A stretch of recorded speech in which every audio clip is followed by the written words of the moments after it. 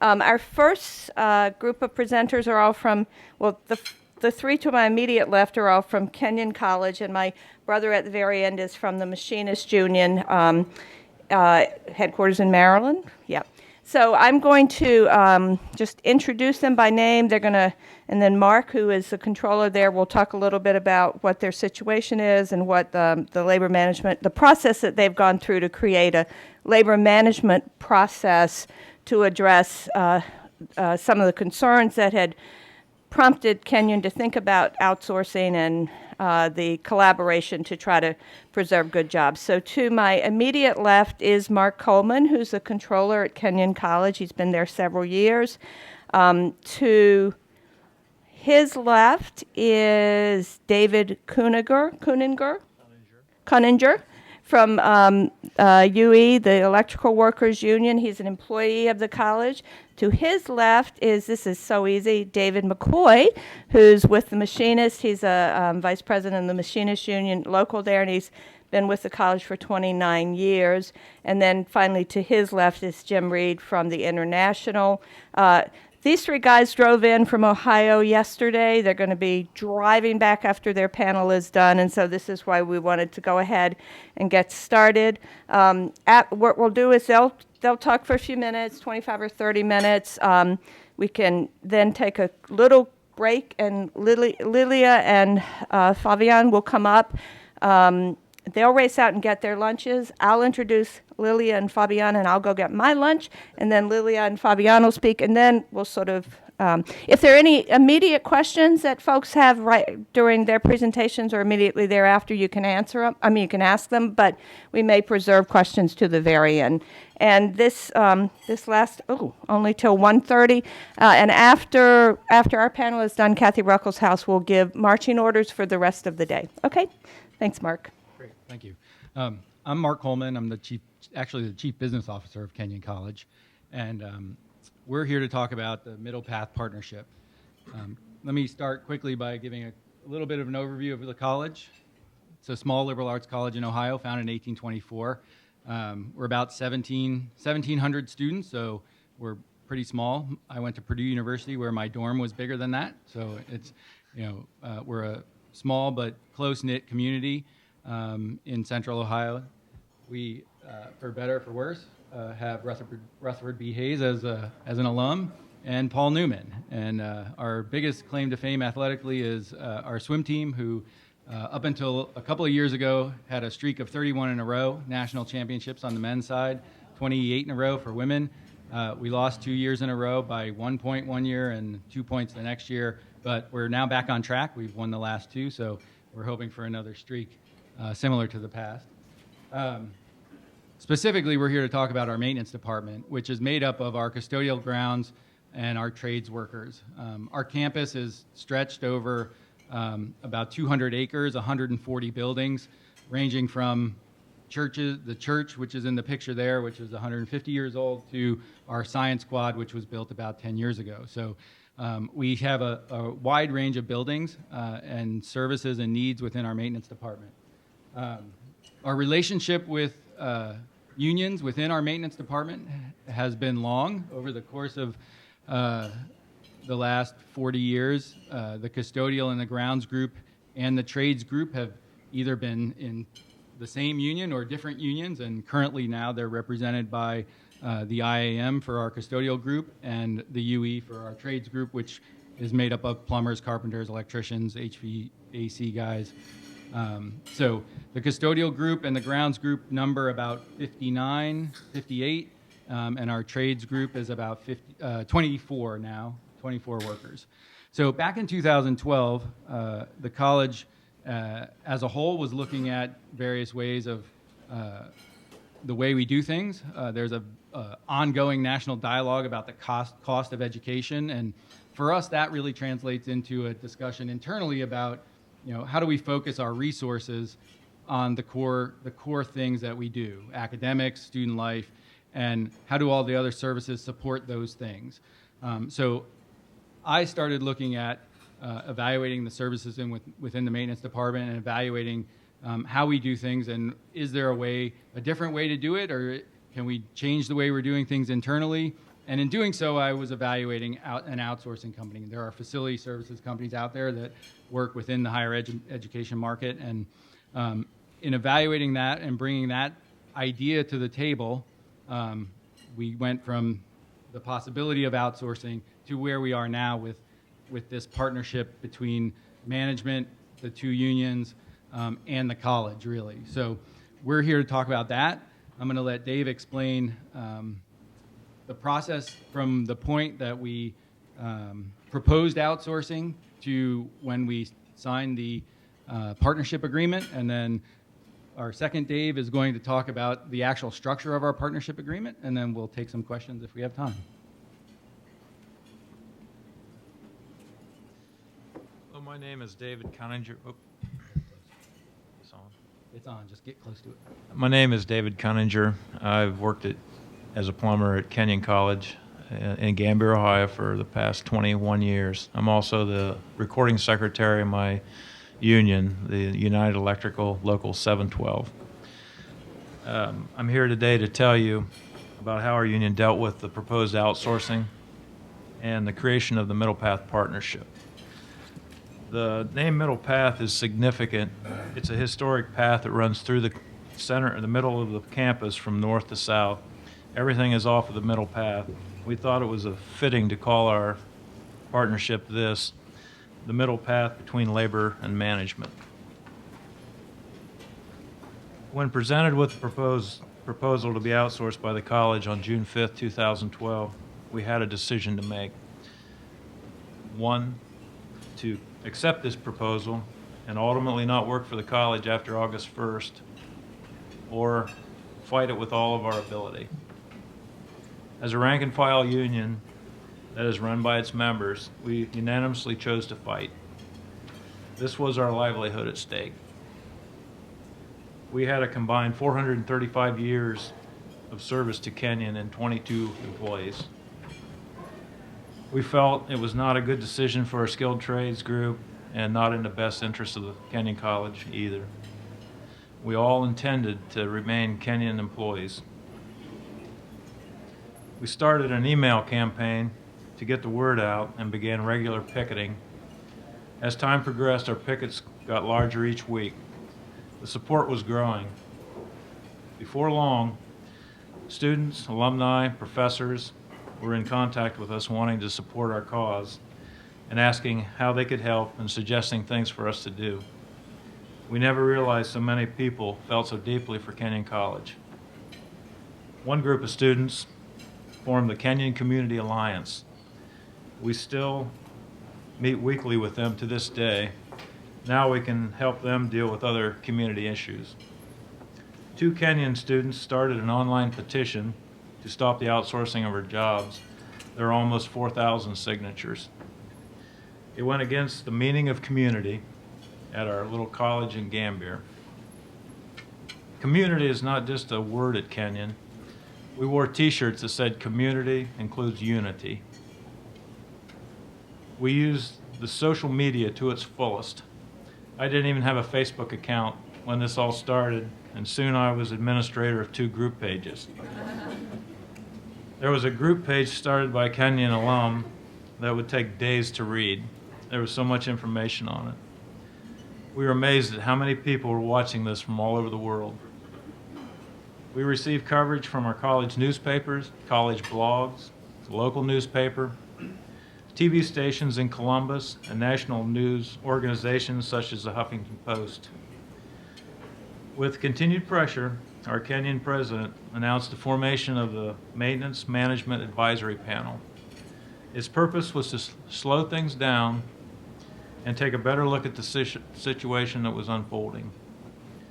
This panel had a wide range of participants.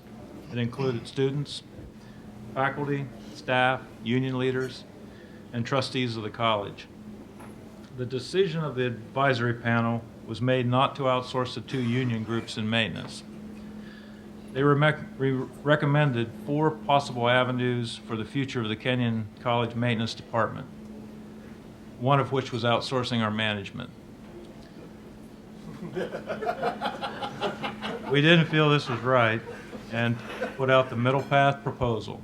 which was a proposed partnership between labor and management in the Kenyon College Maintenance Department. We formed the Middle Path Partnership and began working on a business plan to compete with the outsourcing companies. We have met every week since its inception. Thankfully, they chose our business plan over two competing companies. The Kenyon administration has been in full support of this decision and has been helping us to accomplish our goals. We really appreciate their help. Our plan included a complete reorganization of the maintenance department, a new web-based work order system for better efficiency, and the use of time clocks for better record keeping, and a host of other cost-saving measures. We proposed relocating work areas for better efficiency, a complete restructuring of the storeroom to increase efficiency and mesh with our new work order system. A continuing training program was implemented to make us more efficient in our jobs. Some of these measures have been implemented, and others are in the process of being implemented. We are on schedule to get it done in a timely manner. With the help of the Custodial Union, the International Association of Machinists, representatives of both union and management traveled to Maryland for the High Performance Work Organization training. We developed the Middle Path Partnership operating plan there and brought it back to Kenyon.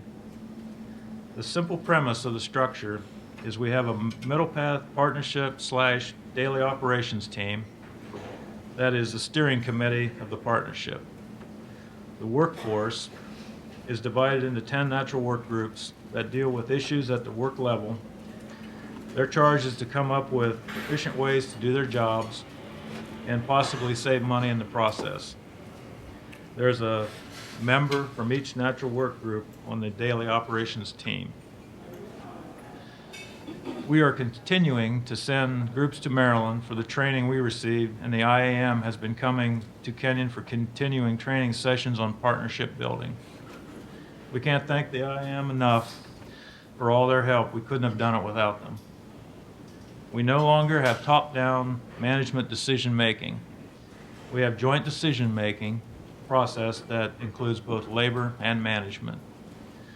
As far as we know, we are the first college or university in the country to have a labor management partnership like this, and we are very proud to have accomplished this.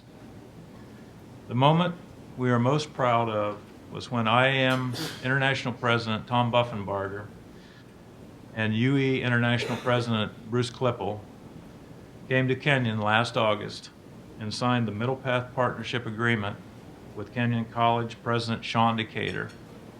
It all seemed real after that day. Thank you.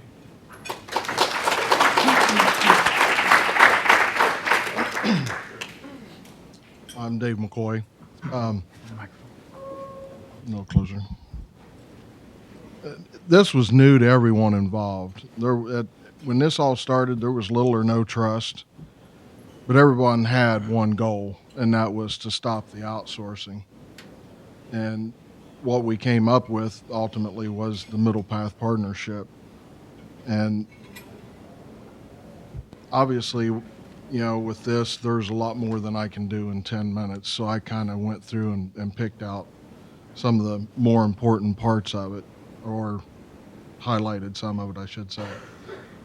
The formation of the responsible Kenyon College Middle Path High Performance Work Organization Partnership is essential to the maintenance department for long-term success.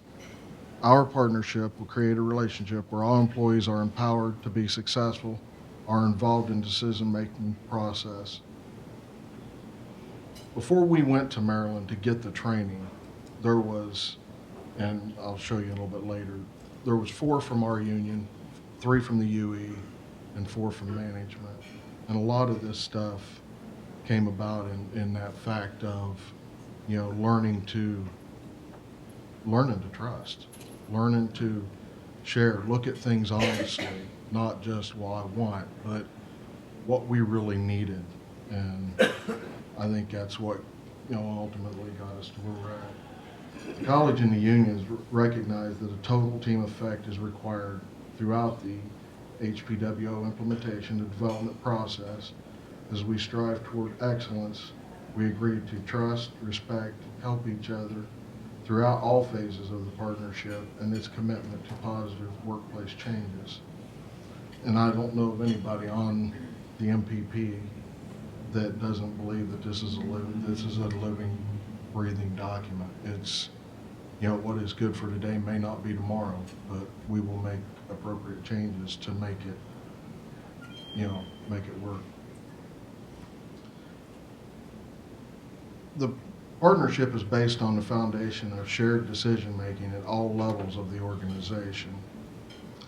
And to start with, at the bottom is your natural work groups. And, you know, they have a business focus, make decisions which impact their group and their day-to-day operations. And, you know, the development of and identify the goals and the problems and develop plans and processes which will improve productivity and performance. And all these groups meet once a month at least. All meetings are scheduled, agendas posted. The facilitator chairs the natural work group meetings. A note taker records the minutes, and timekeeper keep the meetings on time. So there's not a lot of wasted time just sitting around talking. Overall leadership of the Middle Path Partnership is the daily operations team, and what I said earlier, the members of that is the 4 from the IAM, 3 members of UE, and 4 members from Kenyon management. The MPP daily operations team is primary group that is charged with developing the strategies and maintenance for the maintenance department, make decisions on staffing, procuring equipment, financial and other business matters on inputs from the natural work groups. We've got, you know, resource groups, you know, it's LBIS, human resources, or anybody else that might be able to help us with the problem we've got. Each level of the HPWO and the MPP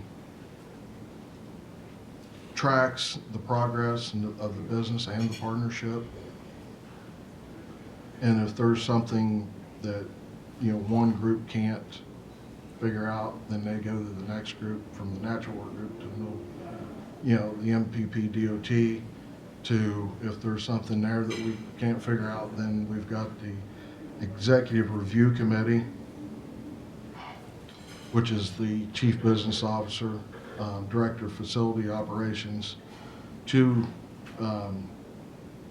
UE union leaders, and 2 IAM union leaders.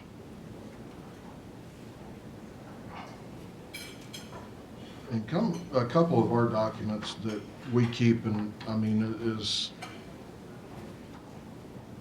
letting us know where we're at and helping track things. Is we've got an operational objectives that, you know, we visit every week and look at and see, you know, what has changed, what needs to change.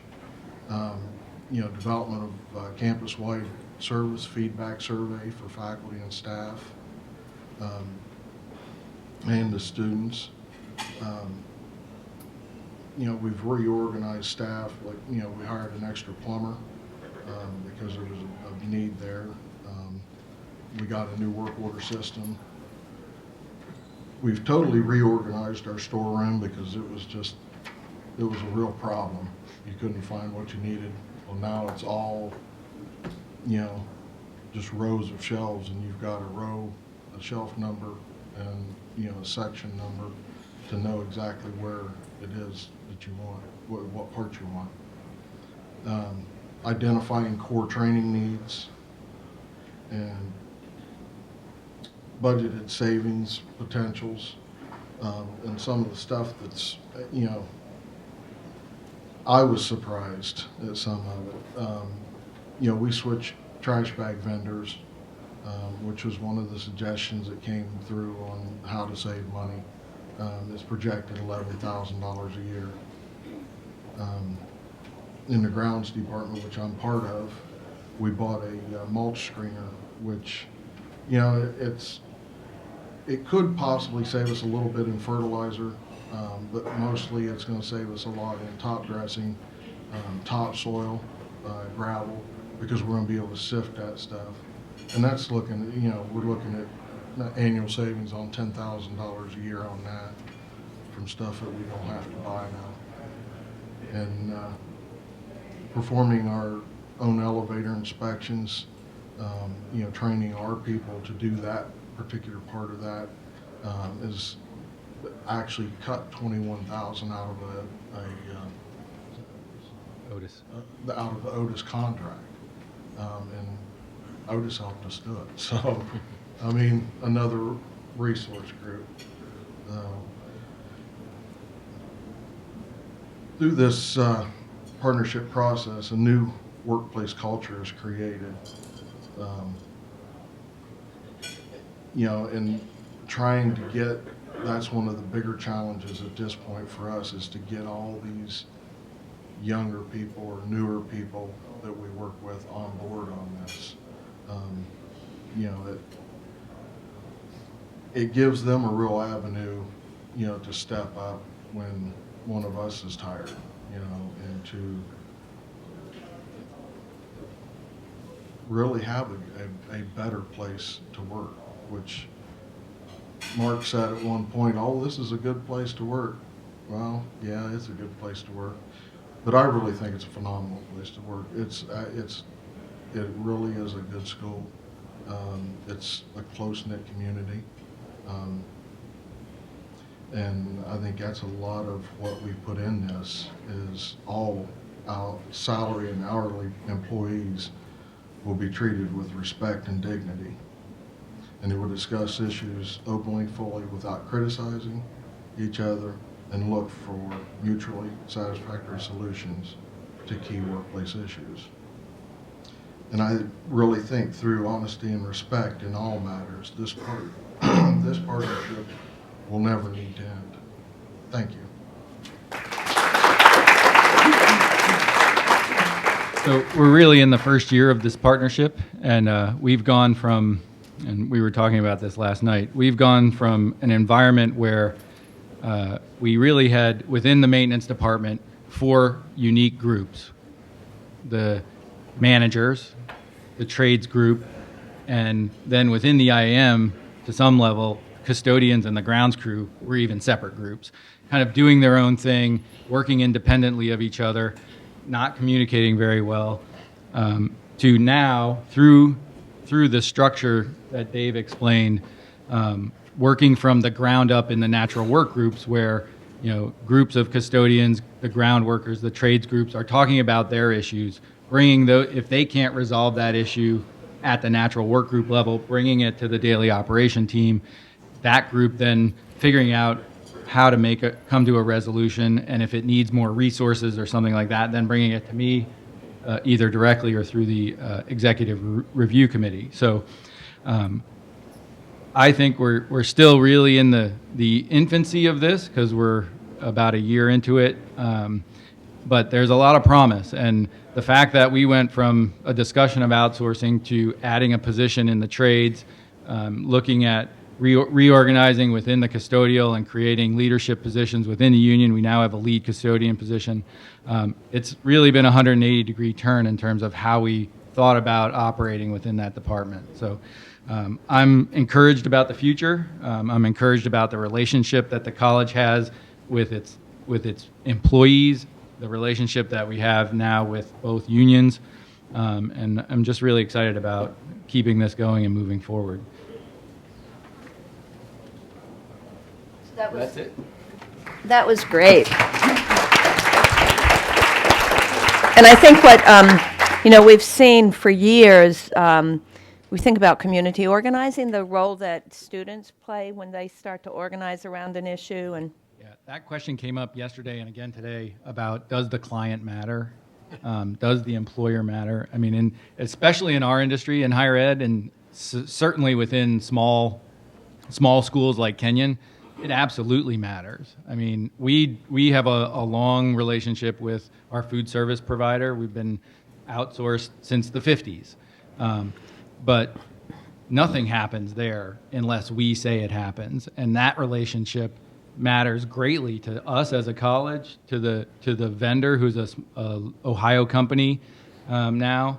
And I think, at least at my level, in terms of the schools that I represent, the type of school I represent, the client, the institution absolutely matters. And if you're dealing with a situation, that should be the first call you make, is to my position, the CFO, the chief business officer, the dean of students, because those relationships are very important at our types of institutions. And I would say even at larger schools too. Great. So are there any immediate questions anyone would like to ask of this great panel? There are some brochures up here on the table. If anybody wants to, Kathy, you have a question. Thank you all for driving from Ohio and for sharing your story. It's really inspiring, and we really appreciate it. Part of this is based on some conversations I had with some of you yesterday, but how do you think you're going to keep this going? You all have great relationships interpersonally, but a couple of you said you'd just as soon retire and let some younger people come up and take over. So how are you going to keep it going? And is there any, are there ways that you're taking to institutionalize the partnership so it lasts beyond the relationships? Yeah. So first, the partnership is institutionalized through an actual written document that all the two unions and the college signed and agreed to work within. So from that standpoint, I think because we wrote it down, we wrote the plan down, we wrote it and had everybody sign it, everybody's on board. The other issue, though, is how do you keep people interested in the partnership? It's really a three-legged stool. And if one of those legs go away, if any one of us, the IAM, the UE, the college decides we're no longer interested in this, the whole thing's going to fall apart. And we talked in the car on the way down here. We talked last night about that. These are some of our keys to long-term success. And getting people, the same 12 people have been the leadership core of this group for a year and a half, really. And it's probably time that some of them rotate off and let other people on. And that's part of what they have to do, and my managers. I'm not there every day. I come to the meetings once every other week, the weekly meetings, but getting other people involved and keeping the interest alive and keeping people understanding the importance of this process, it's going to be critical to the success beyond the next year and a half. I don't know if you all... That's the way I feel. Just getting the younger people, they're going to be there for a while. Not so much young, but just people are going to be there for a while. To step up, that's a hard part. That's the most critical part of it that I see. Because I don't think as a union or the managers, they're not going to drop the idea of the whole thing. It's just getting people to replace us when I retire. Yeah, I told Dave he can't retire for 3 more years. I think one of the biggest things is to get people to actually, we actually have ongoing training. Jim's been back several times, but to get them to take the time to get educated on what we've done, how this works, and to take a leadership role or to take a role, period, in wanting to keep a good workplace. Great. Jim, did you want to add something? Just from the IAM's perspective, to continue the follow-up, is we have classes at our education center at least twice a year. We have, I think there's 7 or 8 people coming in June from Kenyon. This will be the last management person, and we're adding more hourly folks to get that week-long training that this group went through. And plus the on-site training. The only cost for Kenyon is when they send management folks to our education center, we charge a fee. Any of the on-site training, things like that, it's free. We don't, we make the materials up at headquarters. We're like a consultant, but we're very cheap. And we've been doing this for almost 20 years now, so we have a lot of experience in many different industries, and we visit a lot of different places, so we can bring a lot of ideas to bear. So I have a few questions, but we need mics. Ernie? I'm just wondering what happens when or if the partnership agreement and the CBAs of the respective unions, quote unquote, disagree with each other. That's an interesting point. There's a very clear, through this whole process, the HPWO process, there's very clear discussion about what's partnership and what's collective bargaining. And so in the weekly meetings, they'll start, if an issue comes up that anyone in the group feels like, okay, wait, we need to stop. They call them fences. We have a fence that we need to get over. Is this a partnership fence or is this a CBA thing? And if it's a collective bargaining thing, it's taken off the table for discussion at the partnership level because they're not there to make collective bargaining decisions. Because we do that separately. We do that, and we're actually right now in the process of doing that with each group. The last year, as part of our process, as part of accepting their proposal, we extended each union's contract for 3 years, with the understanding that at the end of this academic year, we would come back and negotiate wages. So we're in that process right now, but everybody understands that at any time someone can say, wait, that's a CBA issue. We need to take that off the table. And then it'll either, if it's an immediate issue, it'll come to me. It could be a grievance. It could go through whatever normal process. Okay, a couple of questions over I'd here. like to expand on that. Okay. Just a little bit. Every group, we work by consensus on decision making, and that way, I think that's one of the things that's going to help with.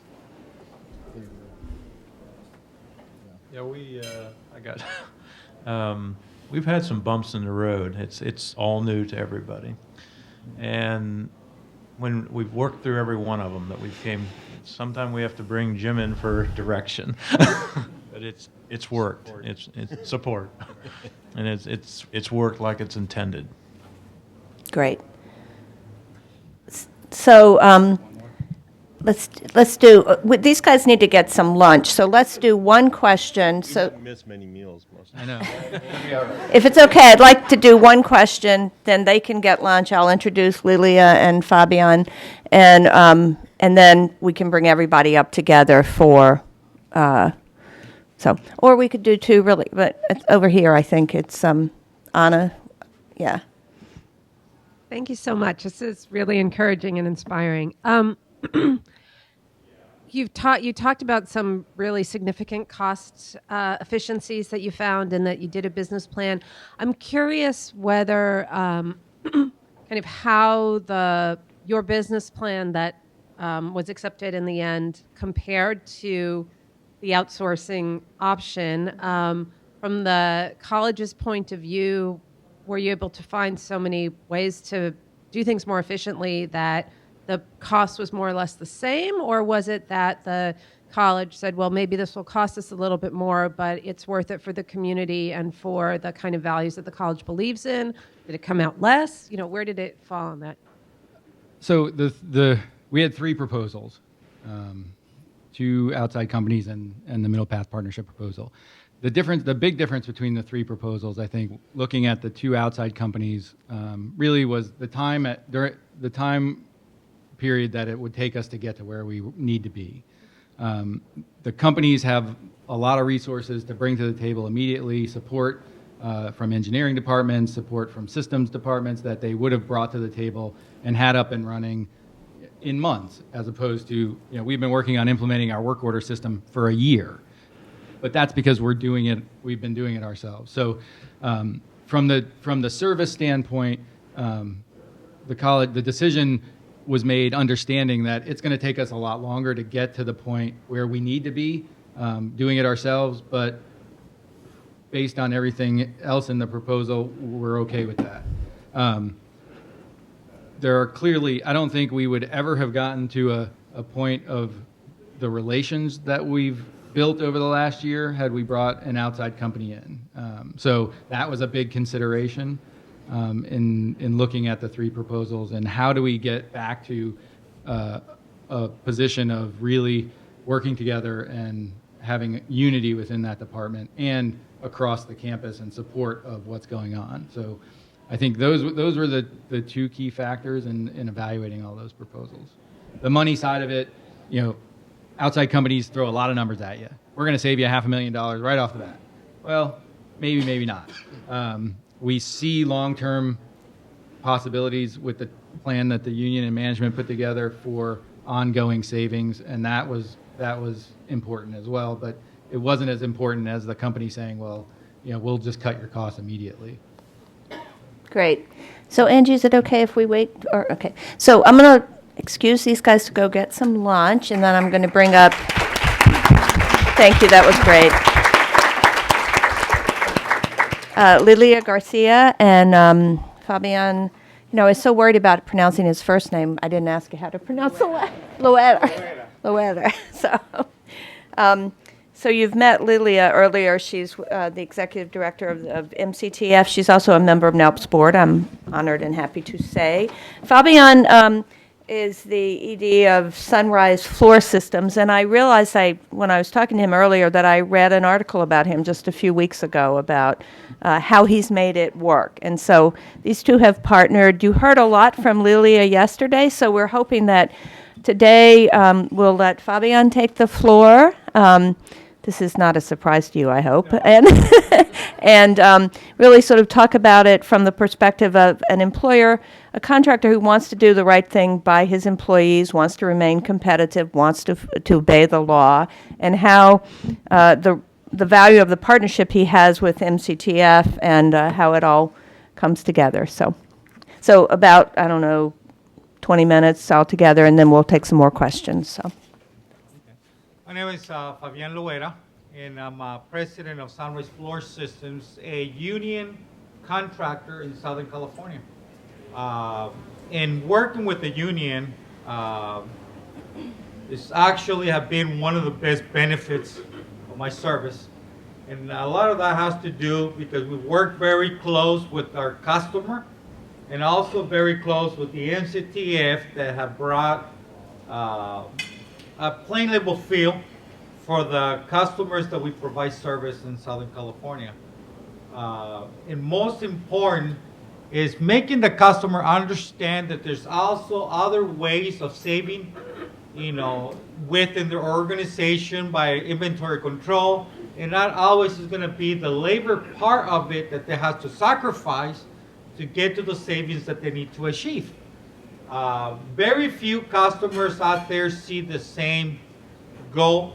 And one of the reasons of my interest of being here today to reach up to other states, other areas, because we have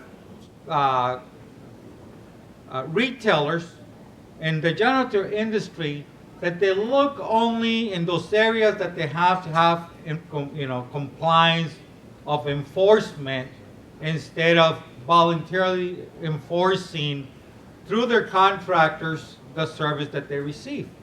So we're working with Lilia Garcia for the past 4 or 5 years in reaching up to responsible contractors. I'm finding out that majority of them, they don't want to be responsible.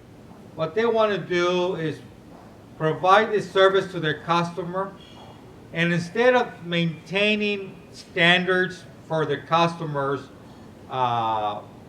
they're working in a manner to where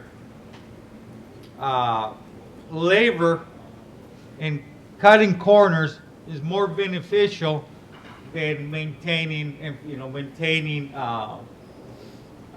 less liability in the service that they provide. 25 years in this industry. My first job, actually, I was a franchisee, in which real quick I learned that in order to do good business, in order to protect my best interest and the best interest of my family working in the janitorial field, it was best for me to do it on my own without having somebody tell me when I had to do, how I had to do, basically becoming a very inexpensive employee of the franchisor. So when just I was talking to Diego and talking to some other people, there's a lot out there. There's a lot of companies that want to be responsible. The problem is that by them being responsible, they're losing their business. They're losing the businesses that they had for, I don't know, 20, 30 years. So it's a lot easier for them as a contractor to be responsible by breaking the labor laws, in which I'm happy to say that I'm in California, in which I've left the industry for about 5 or 6 years because I was forced to go out if I wanted to be a responsible contractor. I ended up working for the IRS, where I've learned to polish my skills and to understand that walking away from something that I enjoy doing was not the best thing to do for myself and my family. So I went back to the industry with the intention to stop that, with the intention to reach up to other responsible contractors, to assist them and help them, be the company that they, be the company that they want to be, without being forced by the scrupulous contractors out there. And the only way to do that, in what I'm actually here to say, is by getting all of you guys to support. The biggest problem in the industry is not that there's no laws and there's no OSHAs and there's no labor laws. The problem is it takes so long to make anything happen. And by the time it happens, it's too late. It's like chasing a car going 100 miles an hour. We have to educate our business owners, no matter what industry it is, janitorial, the garment industry. There's in any business, in being a contractor, there's always going to be somebody in those companies that want to break the law. So we need to reach out to the people and those customers, or those employers that want to do it right. But we need to educate them, and we need to support them by doing that. And that's one of the things in working with Lily Garcia, is that we work together to educate our customer by telling them this is the best avenue for your business. This is the contractors that are acceptable, that they're doing good in the industry.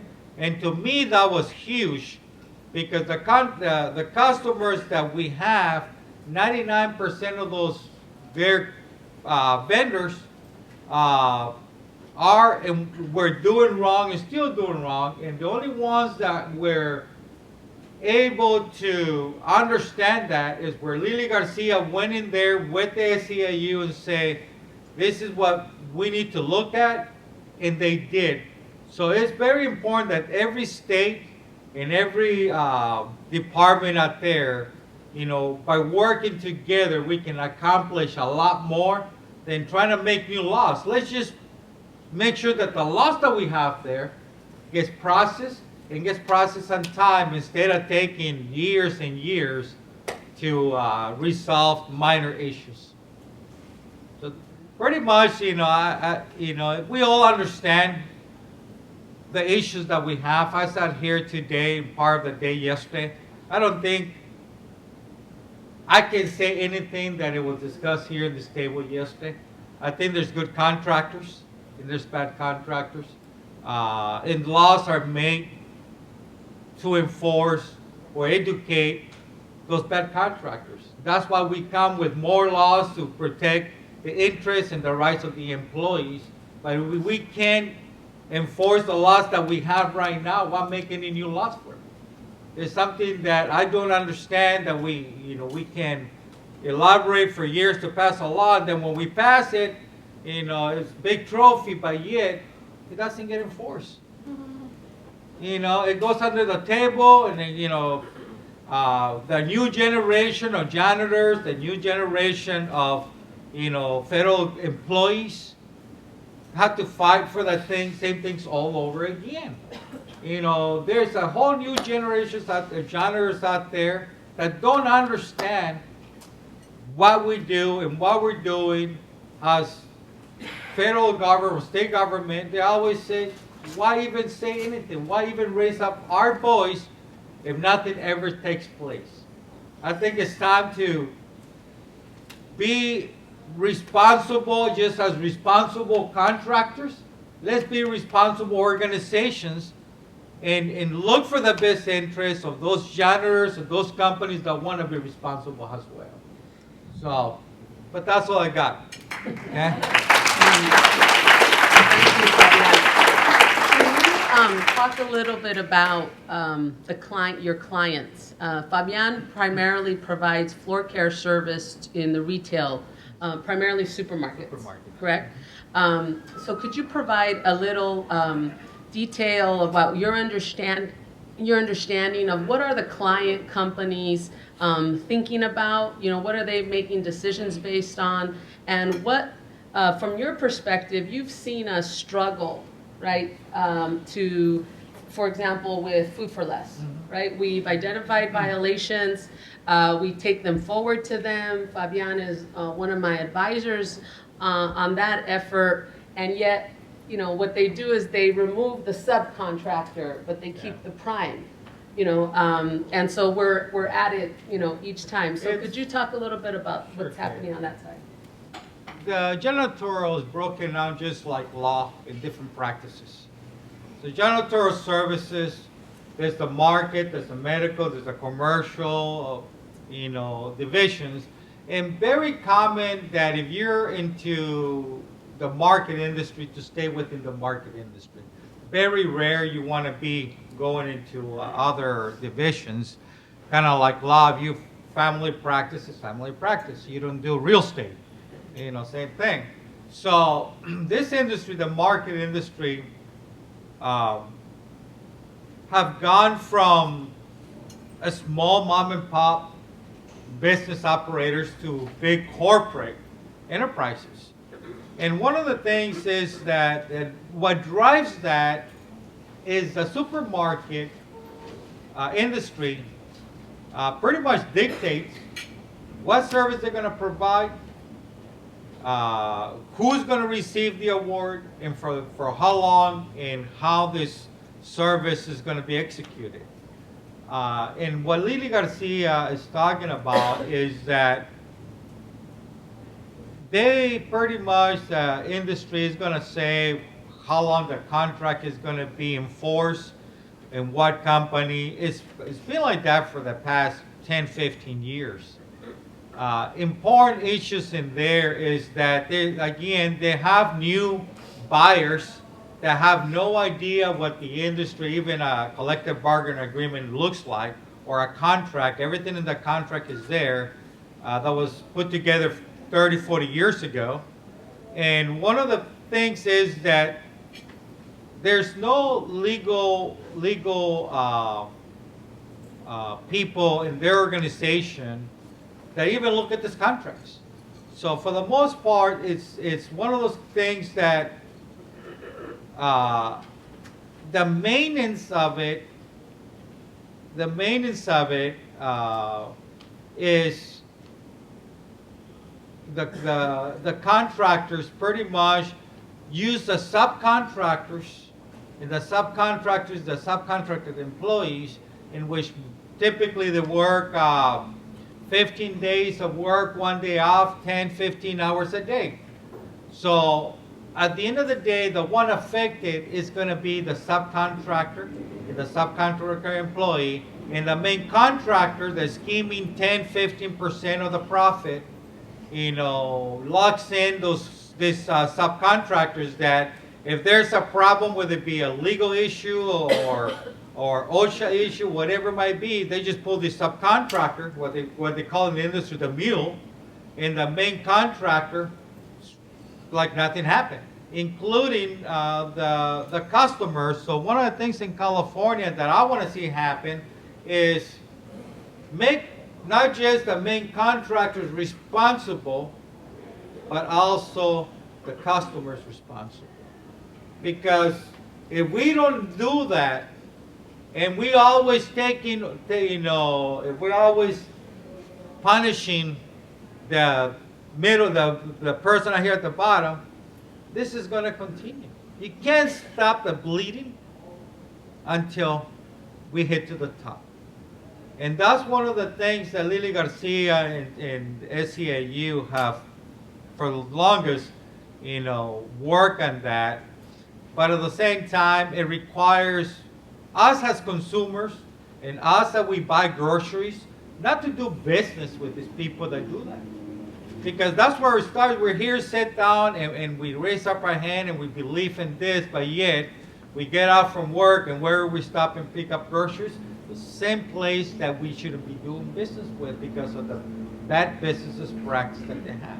We know that, and we see that every day. And I go back to the days of Cesar Chavez, where I was actually raised in that era. My parents were AFL-CIO members, and we used to sit there with flyers,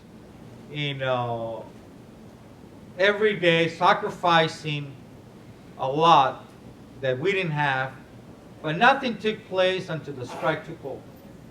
And in all this talent that I see here and all these organizations, to me it's a very simple problem that let's stop affecting the subcontractors.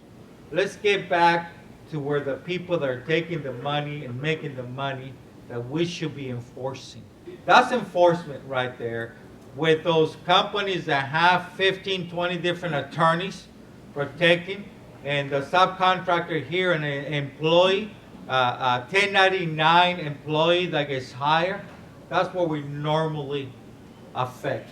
Let's get back to where we need to be at, and let's use the organizations that we fund, and organizations like we have, that OSHA, the DOL, the EEO, all those organizations that we need their support to ensure that not the subcontractor that we need, let's get to those companies and those contractors and let's put them out of business forever.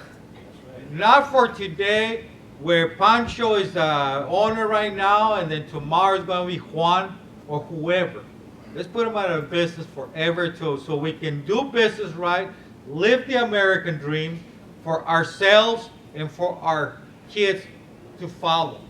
And to get there is going to require all of us putting this together. Not just an MTTF, not just OSHA, because in reality, they only can do so much.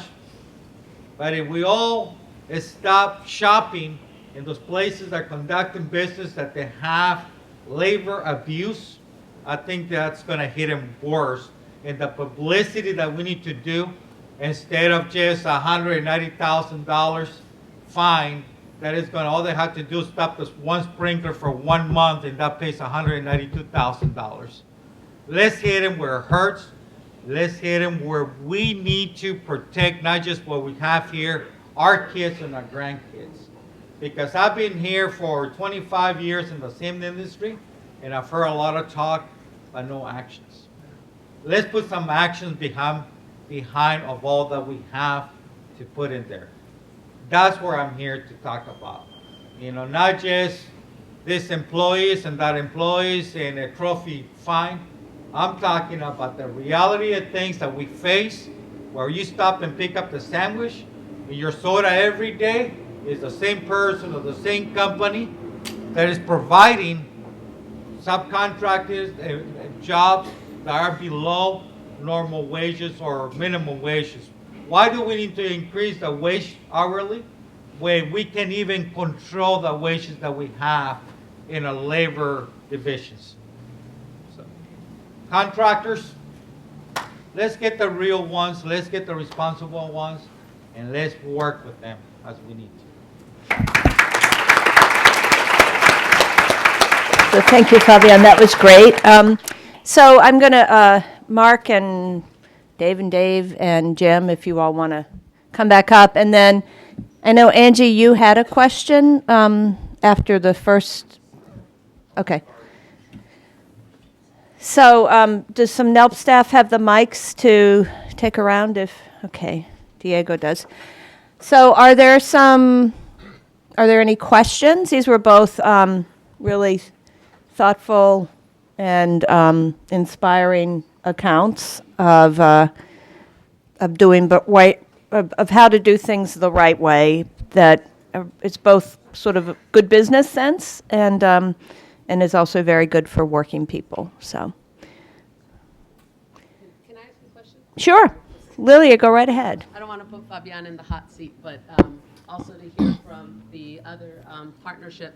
But I think, there's, these two models are unique, and there's definitely, it's kind of baffling because there's definitely interest on the part of labor organizations to have these type of models. And because I'm often the one supporting increasing of this. But it'd be helpful to hear from both the employer's perspective on what do we need to know differently to have employers putting these proposals across the table, or at least to have voluntary support, that it's not a fight, it's just a question of how much, and what do we on the labor side, need to do to help facilitate that? Certainly from my perspective in evaluating this process for Kenyon College, the thing that I think was most important was the IAM's ability to demonstrate the success that they've had using the high performance work organization structure. So it started, I think, with Harley Davidson, and they have these partnerships in a lot of manufacturing sites across the campus, across the world or country. And while they couldn't directly demonstrate it on a college campus or in the type of service that we provide, there was enough evidence that this can work in another setting that it was something we were willing to try. Initially in the discussion with just the Middle Path Partnership before the IAM, before we really understood the structure that they could provide, there was some real questions about whether or not internally we could come together and form and create a partnership that would work. But when the IAM came and presented, I think twice Jim came to our campus and presented the structure, the plan, talked about where it's working and the different types of companies that are doing it.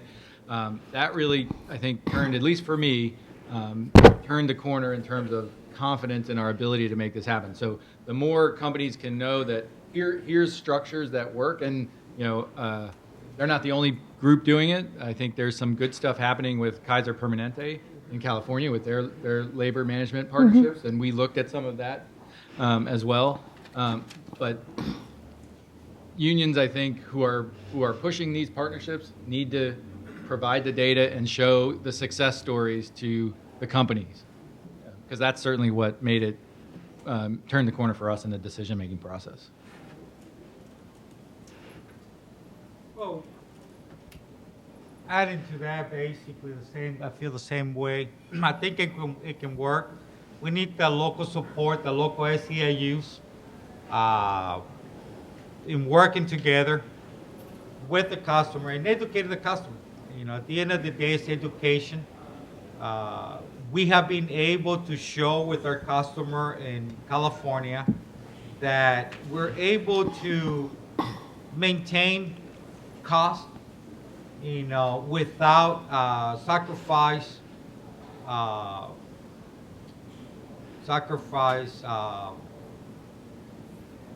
liability, I guess. But the issue a lot of times is that everybody looks at easy way to solve problems, like you guys were saying, outsourcing. And nowadays, a lot of the service companies, they're more in the labor management than the true quality of service that they need to provide as a contractor for whatever industry they provide service for. And our job as experts in the industry is to educate the customer not just on labor management, but labor savings through utilizing inventory management, different procedures, and training. Training has been probably one of the things that nowadays is not a thing a lot of companies practice anymore.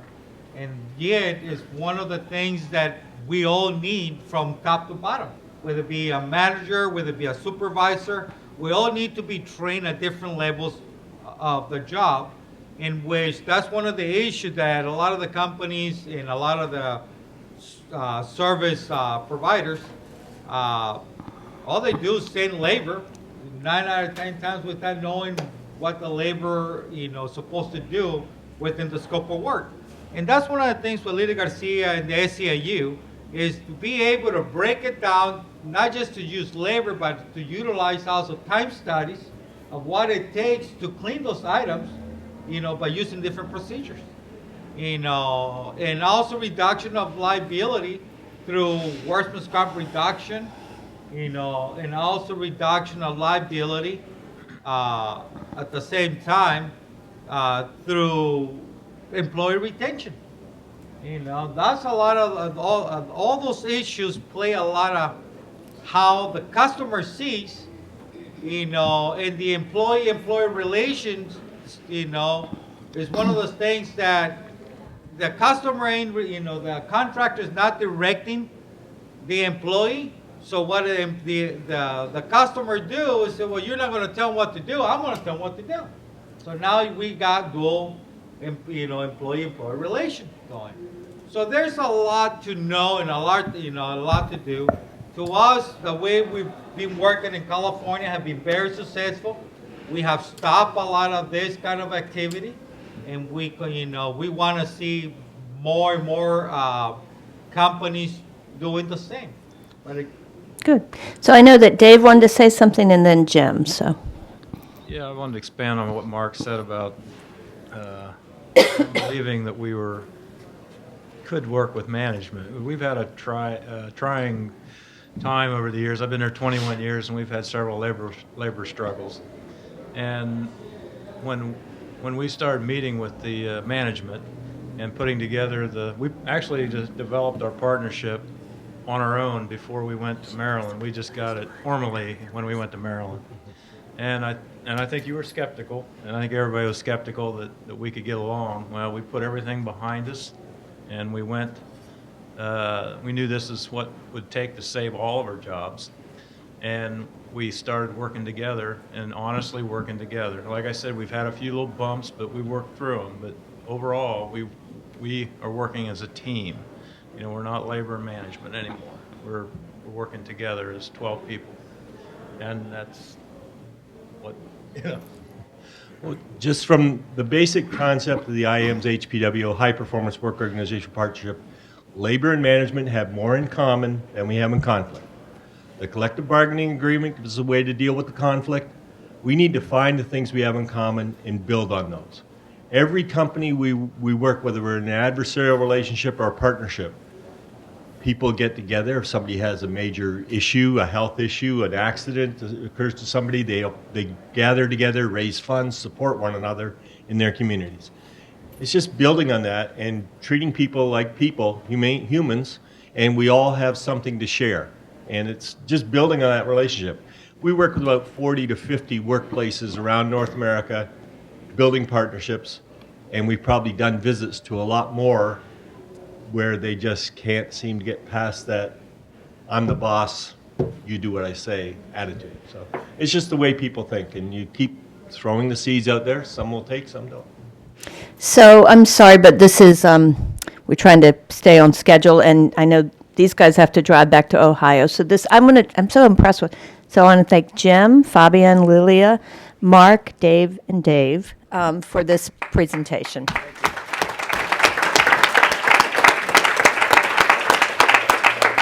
And now I will turn it back over to my esteemed colleague, Kathy